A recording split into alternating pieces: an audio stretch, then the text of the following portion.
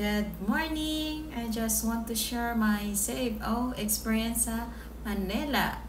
9 a.m. in the morning ang schedule ko at dumating ako sa CFO Manila ng 8:20 a.m. Sa guard sa entrance, pinakita ko lang ang appointment, confirmation with barcode at passport with visa ko. Tapos sa reception, chinecheck po nila yung name mo under sa list nila for your schedule. At mag-iwan po na isang valid ID and they will give you a badge para makapasok. Then, pinaproceed ako sa 20th floor. Sa 20th floor, sa labas ng room, may counter staff na magbibigay ng form para i-fill out sa details mo at details ni petitioner. At may mga question na i-check if yes or no.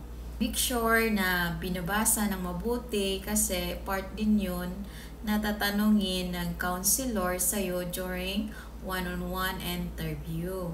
After fill out ang form, ibigay ang form at passport mo sa counter number 6 at kukunin nila ang photocopy of petitioner, passport bio page at pagkatapos ibabalik nila ang passport ko at pinaproceed ako sa room number 2. Note lang guys, dapat naka-toilet na kayo bago pumunta sa designated room kasi bawal na lumabas pag nagsimula na ang seminar. The seminar start early, wala pang 9 a.m. Nag-start na kami. Natapos ng 10 a.m. in the morning. Sobrang dami mo matutunan sa seminar nila guys. Kagaya ng how to protect yourself once you migrate in the US. How to prepare yourself sa adjustment from Philippines to other countries. Phone numbers na pwede tawagan for domestic violence, sexual abuse, and human trafficking. At tinuro din nila yung love languages, kung paano magmahalan, at paano magtagal ang isang relasyon. After the seminar, sinabi lang ni counselor na i-prefer ang couple pictures together at maghintay para tawagin para sa one-on-one interview. Ang question niya sa akin, kailan nagkita sa personal, kailan last na bumisita sa petitioner, paano kayo nagkakilala, may anak ba siya, ilang taon na, nag-abroad ka before, ilang years ka sa abroad, kailan ang kasal, kailan ang flight, kilala ka ba ng family niya, relatives, or friends. Tapos, nilagyan niya ng okay ang form ko at binigay sa akin. Sabi niya, proceed sa counter number 1 at makukuha mo na ang certificate mo.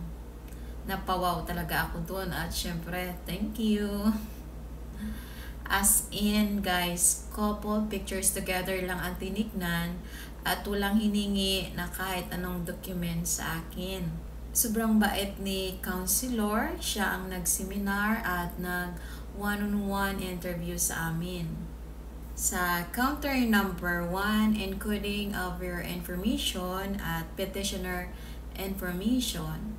So, dapat guys, kailangan na i-check ang information na ilalagay sa certificate para makorek agad if ever may error. Tapos, proceed sa cashier para sa stamp for 30 pesos.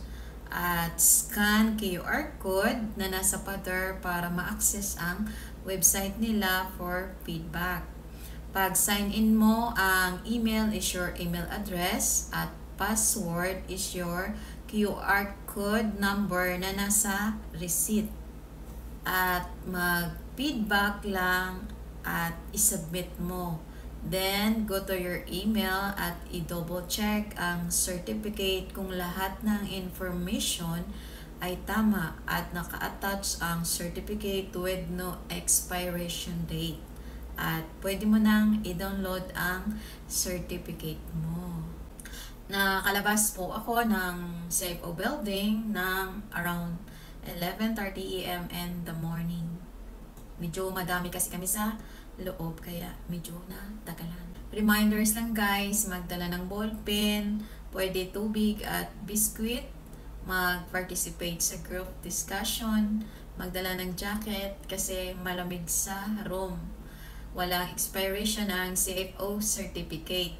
With barcode ang CFO certificate dapat.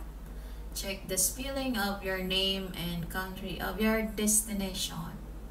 At ang CFO certificate guys, ito ay bibigay natin sa Philippines Immigration pag pumunta na tayo sa country na ating pupuntahan. At ilalagay ko guys dyan sa description ang address kung paano kayo pupunta sa CFO Manila. Thank you for watching. Please like, share, and follow na rin po para updated po kayo sa aking next video.